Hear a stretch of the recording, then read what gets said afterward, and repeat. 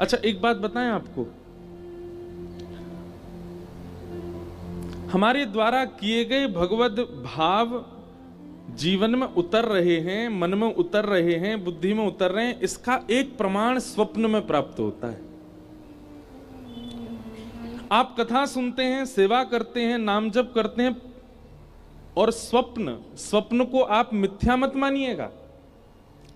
स्वप्न एक ऐसी स्थिति है जिस स्थिति में आप सो जाते हैं और सोने के बाद एक प्रकार से मृतक हो जाते हैं, और मृतक होने के बाद वहां ना गाड़ी है, ना साधन है, ना घर है, ना व्यापार है, ना धन है, सब कुछ आप ही बन जाते हो।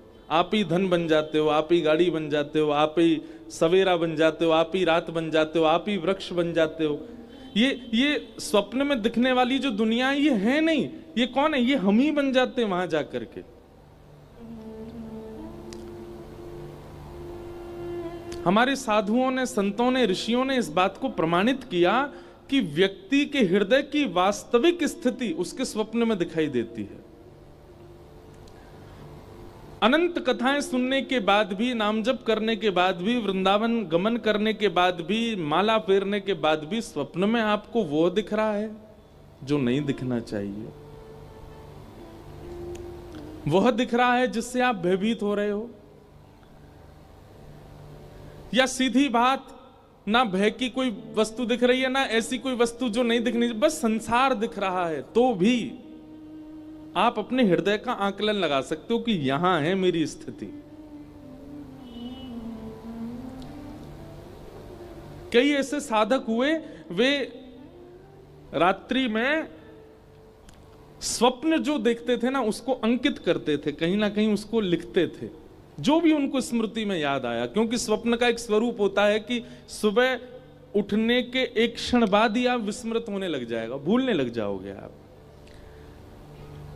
2-4 घंटे बाद जो आप बता रहे हैं वो कई बार आप मनोभाव से बनाते हैं। स्वप्न वास्तविक याद सबको नहीं रहता, पर कहीं ना कहीं हमको अपनी स्थिति पता चल जाती है कि किस तरीके का स्वप्न हम देख रहे हैं। वो हमारी आंतरिक मन की स्थिति दिखाता है।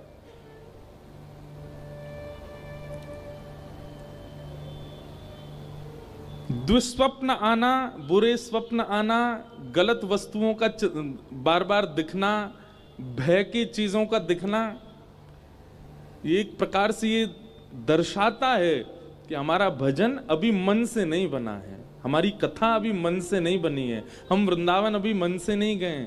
हमने अपने ऋषियों को, गुरुओं को, साधुओं को, महापुरुषों को मन से प्रणाम नहीं किया है।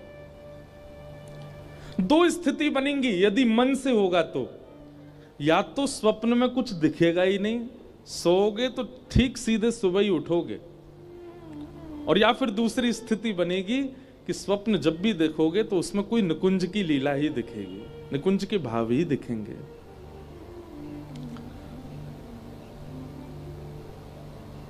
कभी वृंदावन परिक्रमा दिख जाएगी, कभी कोई साधु दिख जाएंगे, कभी कोई भाव दिख जाएगा, कभी महादेव, और ये तो विशेष रूप से होगा कि श्री किशोरी जी की, ठाकुर जी की सेवा करने वाले इनको महादेव जरूर दिखेंगे स्वप्न में, और महादेव की आराधना करने वाले इनको युगल सरकार जरूर अनुभव कराएंगे। श्री हनुमान जी का नित्य चिंतन करने वालों को श्री राम स्वरूप का दर्शन हो सकता है, मतलब विपरीत प्रेम का आभास होता है चित्त में। पर हमें क्या दिखते हैं? हमें सांप दिख रहे हैं, कोई को ब्याह दिख रहा है, कोई मरो भयो दिख रहा है, अपनों ही ब्याह दिख रहा है। कभी खाते हुए दिख रहे हैं, कभी रोते हुए दिख रहे हैं, कभी भागते हुए दिख रहे हैं।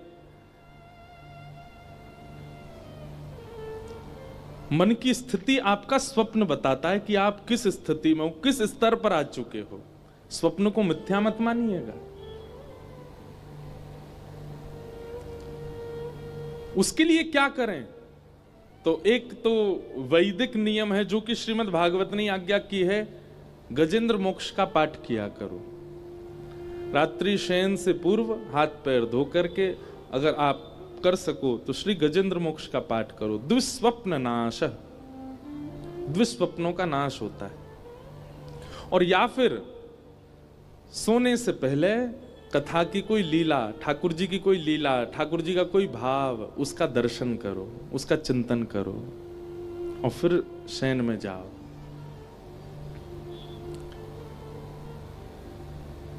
स्वप्न में दिखी, ये सूरदास जी वाणी लिखते हैं, कुम्मन दास जी ठाकुर जी की लीला लिखते हैं। इनको कहां अनुभव होती है ये? या तो स्वप्न में या फिर मानसी में। तो स्वप्न सामान्य नहीं है, स्वप्न स्थिति है आपके भजन की, आपके मन की, आपकी बुद्धि की। आपके विकार कितने नष्ट हो रहे हैं ये आपका स्वप्न बताएगा।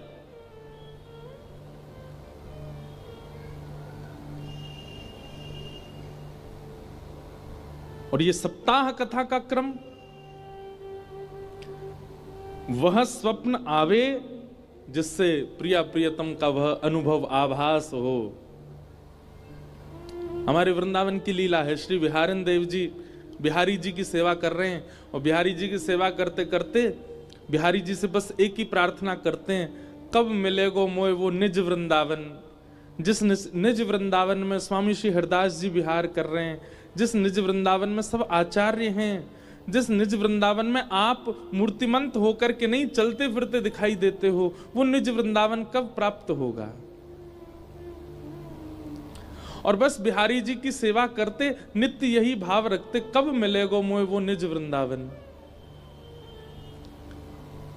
एक दिन यमुना जी के तट पर बिहारी जी का अभी मंगला नहीं हुई है, बिहारी जी का अभी उत्थापन नहीं हुआ, उससे पूर्व स्वयं स्नान के लिए यमुना जी गए। अब देखो कहां कब अनुभूति हो जाए ये भी हम कह नहीं सकते।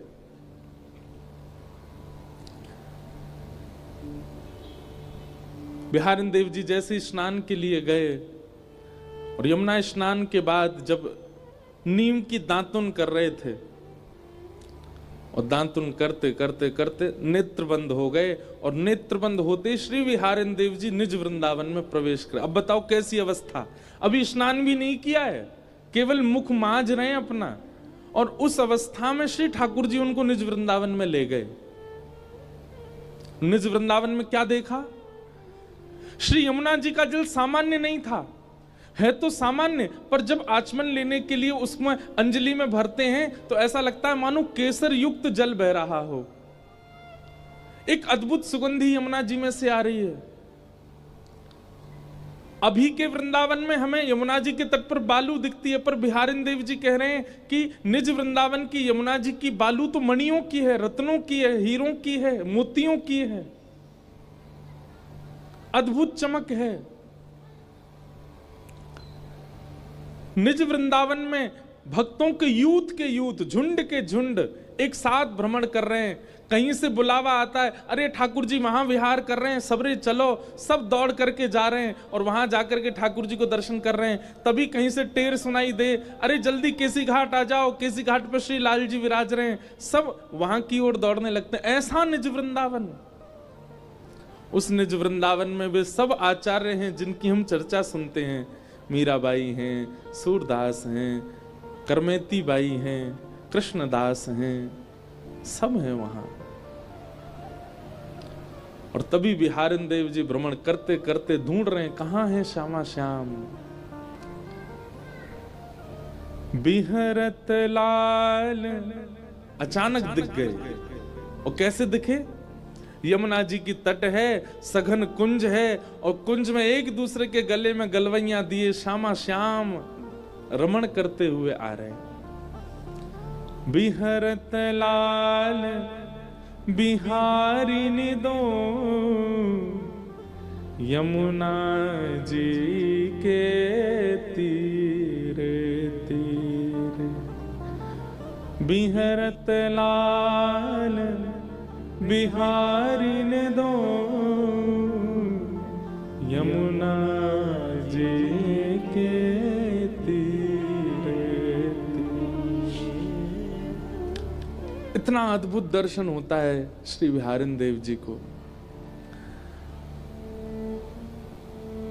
ठाकुर जी किशोरी जी को देख रहे हैं, किशोरी जी ठाकुर जी को देख रही हैं। किशोरी जी की गुलाबी चुनरी, ठाकुर जी की पीली चुनरी, वो भी नीचे आपस में मिल रहे हैं। ठाकुर जी के नेत्र किशोरी जी के नेत्रन से मिल रहे हैं। ठाकुर जी के कानन के कुंडल किशोरी जी के कानन के कुंडल से मिल रहे हैं। नथ बेसर से मिल रही है। श्रृंगार से मिल रहे हो है। मानो श्री कृष्ण ही एकमात्र किशोरी जी से नहीं मिल रहे हैं, ठाकुर जी के अंग पर विराजमान जितने भी आभूषण हैं मानो वे भी सचल हो गए हों, किशोरी जी के आभूषण सचल हो गए हों, आपस में वे भी मिल रहे हैं। एक अद्भुत छटा का दर्शन होता है।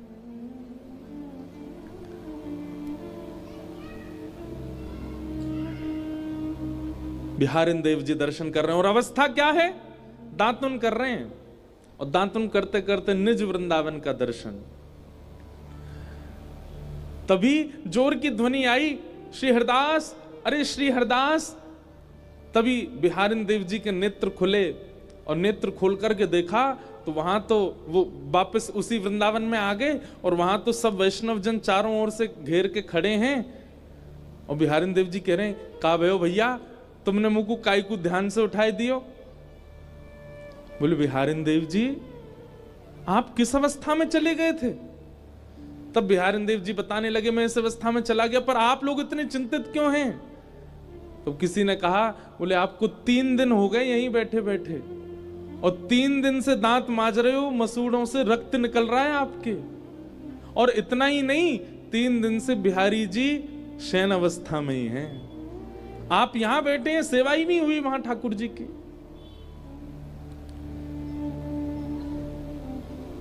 यह है स्थिति। कहां बिहारिन देव जी को कुछ क्षण के दर्शन हुए थे, पर प्रकट स्थिति में वो 3 दिन बीत चुके थे।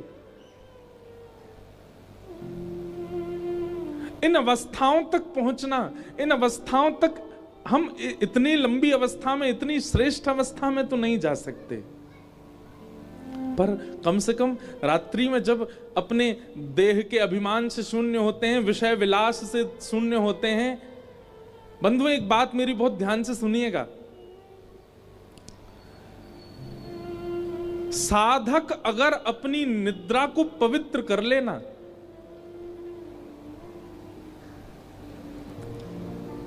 जब आवश्यक है तब अपने गृहस्थाश्रम के भाव का निर्वहन करे, परंतु अन्य भावों में यदि वो अपनी निद्रा को, अपने रात्रि शयन को यदि पवित्र कर ले, शुद्ध कर ले, जैसे दिन भर वो पवित्र अवस्था में रहता है वैसी पवित्र अवस्था में रात्रि शयन में अगर जाए ना, तो निश्चित है, हम व्यासपीठ से दावा देकर के कह रहे हैं कि रात्रि के स्वप्न में उसे प्रिया प्रियतम का निश्चित आभास हो जाएगा।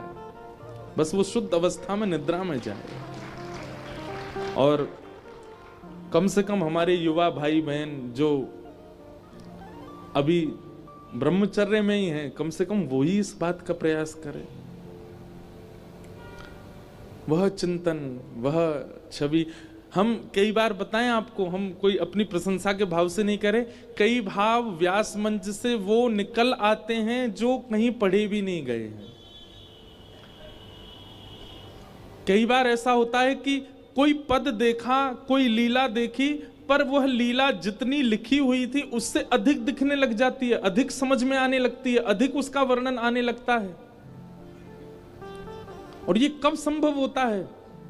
जब कहीं ना कहीं हमारा मानसिक भाव शुद्ध हो, हमारे मन शुद्ध हो। और मन की शुद्धता का एकमात्र उपाय है श्रीमद् भागवत की कथा। यहां ज्ञान के जो कड़वे नीम खिलाए जाते हैं ना, वो कड़वे नीम औषधि हैं, ताकि रसगुल्ला खा सको, ताकि गुलाब जामुन खा सको, ताकि गाजर का हलवा खा सको। खूब नीम खाई होगी तो फिर बाद में कुछ भी मिठास खाओगे तो शुगर लेवल बढ़ने में थोड़ी आसानी कम रहेगी, जल्दी नहीं बढ़ेगा। ठीक वैसे ही ब्रज की लीला, ठाकुर जी की अंतरंग लीला, बाल लीला, ये सब तो मिठास है। सीधे उसके आश्रम में चले जाओगे तो कहीं ना कहीं रोगी बनने की संभावना ज्यादा है। रोगी बनने की संभावना मतलब कहीं ना कहीं वहां दोष दिख जाएगा आपको।